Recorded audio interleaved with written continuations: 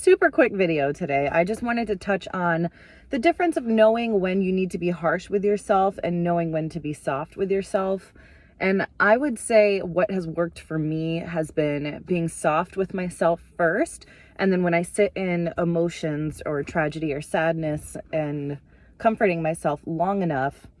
to where I feel complacent, I feel a little bit emotionally better and comforted, but then I feel complacent.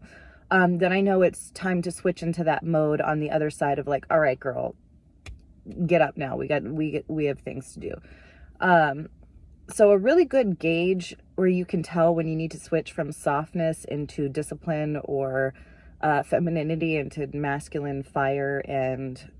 action-oriented energy, and whether or not to sit with the problem or move forward from it, is when you've spent a decent amount of time sitting with the problem and analyzing and sorting through and feeling things and going through a long period of time where you feel better internally and then feel kind of pushed or inspired to take action, or you have sat with something long enough, in the case of sadness, where you've felt it and feeling it is not doing as much good for you for improving your life as you thought. So it's good to, I say this in other videos, it's good to acknowledge your victim mentality, because wrong things do happen that people don't deserve, and you don't want to take that out of the equation or it becomes hard to get to the other side. But once you sit in victim mentality and you've had enough time to recognize that in yourself, and you've given yourself a long enough period to really absorb what happened to you or what someone did or how it made you feel, and it feels like maybe that you're beating a dead horse, and this is not subject to what anybody else has told you about it. It's when you feel like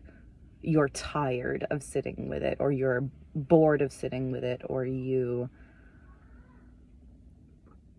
feel like you're cycling through the same thing. You'll feel this internal push to move, and that's when you know it's time to finally disregard it or set it to the side, or say, okay, that moment of sitting still and internally reflecting has served its purpose. Now let's go back out into the world and do things and accomplish and turn over a new leaf, read a new chapter, whatever it is. So a lot of the time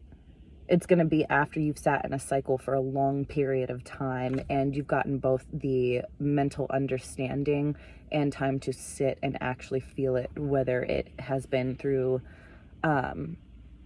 tears or explaining a sad story to a friend or whatever that is. You'll feel the stir to move, and then you'll feel uncomfortable when you don't move. So I just wanted to touch on that really quick for anybody who struggles with which side to embrace and when, because I don't agree with any of the arguments that, women should always be soft and men should always be rough, or like the common argument of we need to just drop everything and move forward all the time, because it's not the case, because you're emotionally bulldozing yourself when you do that. So it's definitely a balance. Like I say with everything else, both of those energies are present, and it's more of the timing of knowing when to use which one. So the bottom line is that you'll be sitting in softness, and I really feel like softness precedes the action a lot of the time when you're actually healing. I think that emotionally bulldozing and that go kind of fire energy only happens when you're not healing. So I think once you actually take the time to start to heal, the softness and the stopping and the embracing the inner world and retreating from the outer world kind of happens first, and then you process it, you cycle it through, and then you keep going.